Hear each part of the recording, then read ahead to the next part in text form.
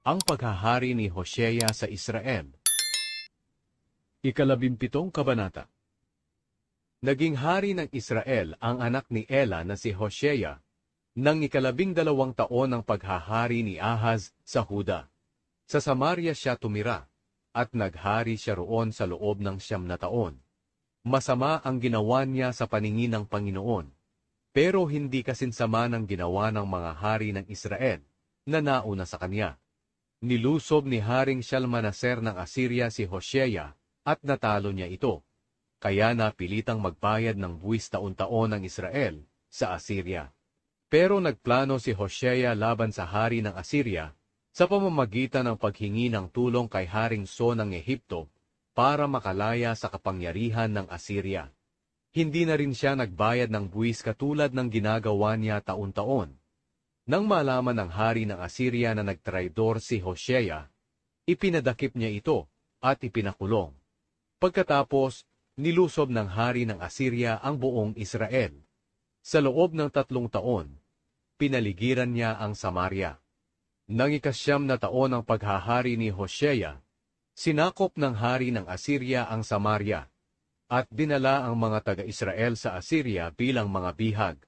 Pinatira niya sila sa lungsod ng Hala, sa mga lugar na malapit sa ilog ng Habor sa Gozan, at sa mga bayan ng Media.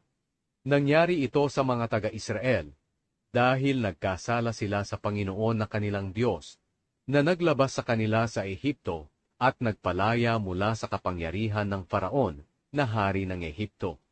Sumamba sila sa mga Diyos-Diyosan, at ginaya nila ang mga kasuklam-suklam na ginagawa ng mga bansang pinalayas ng Panginoon sa pamamagitan nila. Sumunod din sila sa kasuklam-suklam na pamumuhay ng mga hari nila.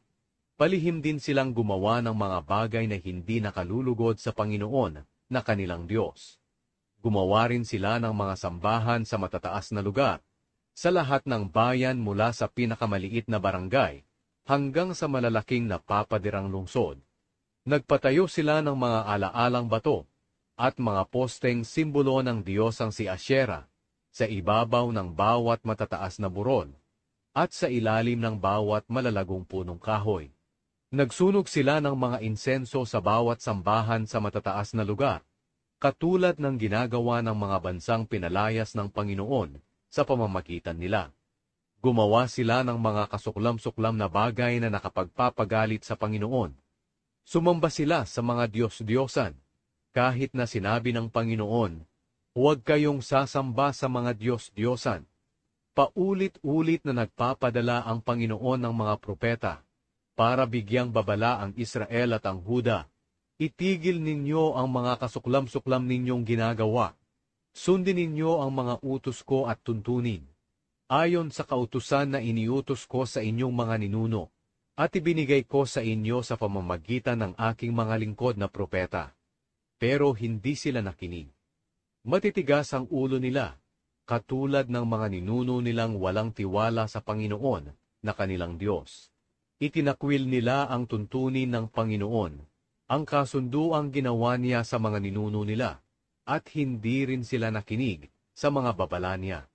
Sinunod nila ang mga walang kwentang Diyos-Diyosan, at sila'y naging walang kwenta na rin.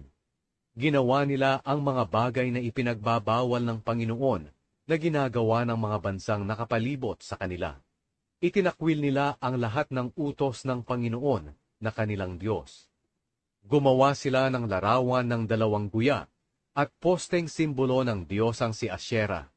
Sumamba sila sa lahat ng bagay na nasa langit at kay Baal. Inihandog nila ang mga anak nila sa apoy.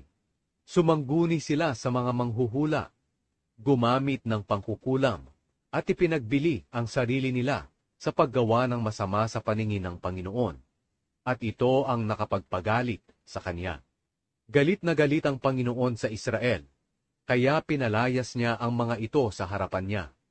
Ang lahi lang ni Huda ang natira sa lupain. Pero kahit ang mga taga-Huda ay hindi rin sumunod sa mga utos ng Panginoon na kanilang Diyos. Ginawa rin nila kung ano ang mga ginawa ng mga taga-Israel. Kaya itinakwil ng Panginoon ang lahat ng mamamayan ng Israel. Ibinigay niya sila sa mga kaaway nila bilang parusa, hanggang sa mawala sila sa kanyang presensya. Nangihiwalay ng Panginoon ang Israel sa kaharian ni David. Ginawang hari ng mga taga-Israel si Jeroboam na anak ni Nebat. Hinikayat ni Jeroboam ang mga taga-Israel sa pagtalikod sa Panginoon, at siya ang nagtulak sa kanila sa paggawa ng napakalaking kasalanan. Nagpatuloy sa pagsunod ang mga taga-Israel sa mga kasalanan ni Jeroboam, at hindi sila tumalikod dito, hanggang sa pinalaya sila ng Panginoon sa kanyang harapan, ayon sa babala niya sa kanila sa pamamagitan ng mga lingkod niyang propeta. Kaya binihag ng Assyria ang lahat ng mamamayan ng Israel, at doon sila nakatira hanggang ngayon. Nanirahan ang mga taga-Assyria sa Israel. Nagpadala ang hari ng Assyria ng mga tao mula sa Babylonia, Huta, Ava, Hamat, at Sepharvaim, at pinatira niya sila sa mga bayan ng Samaria para palitan ang mga Israelita. Sinakop ng mga taga-Assyria ang Samaria at ang iba pang mga bayan ng Israel. Sa simula pa lang ng pagtira nila roon, ay hindi na sila sumamba sa Panginoon, kaya pinadalhan sila ng Panginoon ng mga leon para patayin sila.